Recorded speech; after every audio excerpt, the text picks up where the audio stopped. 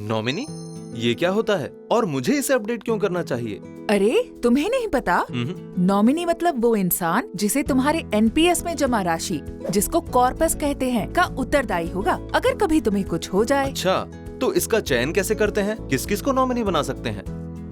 नमस्ते रवि और सोनल।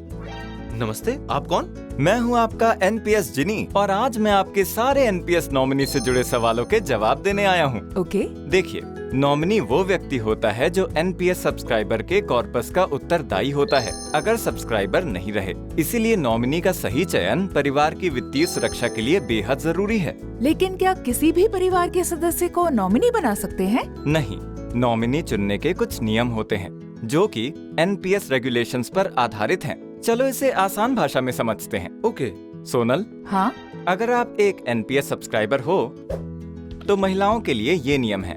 अविवाहित महिलाएं अपने डिपेंडेंट माता पिता को नॉमिनी बना सकती हैं और अगर विवाहित हैं तो आपके लिए विकल्प हैं पति, डिपेंडेंट माता पिता, बच्चे, डिपेंडेंट इन लॉज, अपने बेटे की विधवा और उनके बच्चे। लेकिन एक महत्वपूर्ण बात याद रखें, अगर आपके बेटे या आपके दिवंगत बेटे के बच्चे को किसी और ने कानूनी रूप से गोद लिया है तो वे नॉमिनी नहीं बन सकते।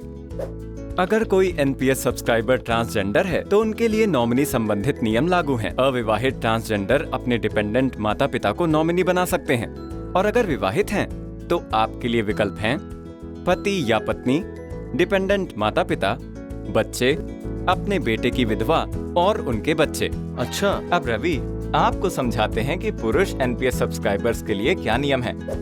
अगर पुरुष अविवाहित है तो अपने डिपेंडेंट माता पिता को नॉमिनी बना सकते हैं और अगर विवाहित है तो आपके लिए विकल्प हैं पत्नी, डिपेंडेंट माता पिता, बच्चे, अपने बेटे की विधवा और उनके बच्चे। और आपके लिए भी वही नियम लागू होते हैं। अगर आपके बेटे या आपके दिवंगत बेटे के बच्चे को किसी और ने कानूनी रूप से गोद लिया है तो वे नॉमिनी नहीं बन सकते। ओह, अगर किसी का परिवार जैसे कि एनपीएस नियमों में परिभाषित ही ना हो तो?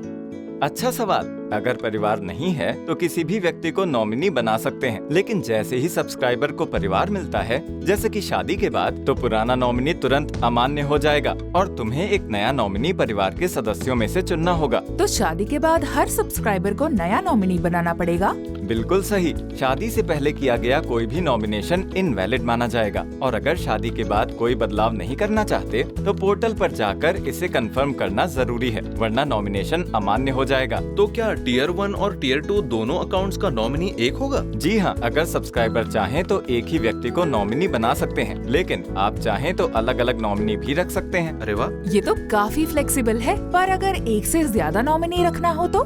बिल्कुल, आप अधिकतम 3 नॉमिनी तक जोड़ सकते हो। अरे वाह। बस हर नॉमिनी के लिए प्रतिशत शेयर तय करना होगा। ध्यान दें, कोई भी सब्सक्राइबर नाबालिग को नॉमिनी बना सकते हैं, लेकिन इसके लिए जरूरी है कि नाबालिग के लिए एक गार्जियन भी नियुक्त किया जाए।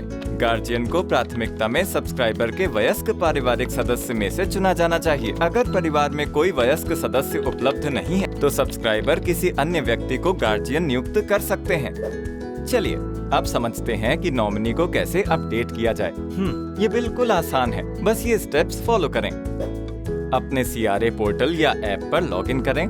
आप अपने सीआरए पोर्टल तक पहुंच सकते हैं एनपीएस ट्रस्ट या पीएफआरडीए वेबसाइट के माध्यम से या सीधे अपने संबंधित सीआरए पोर्टल या ऐप पर जाकर नॉमिनी टैब पर क्लिक करें। नॉमिनी का नाम, रिश्ता और प्रतिशत शेयर भरें। ओटीपी से कंफर्म करें और हो गया। बस इतना आसान है?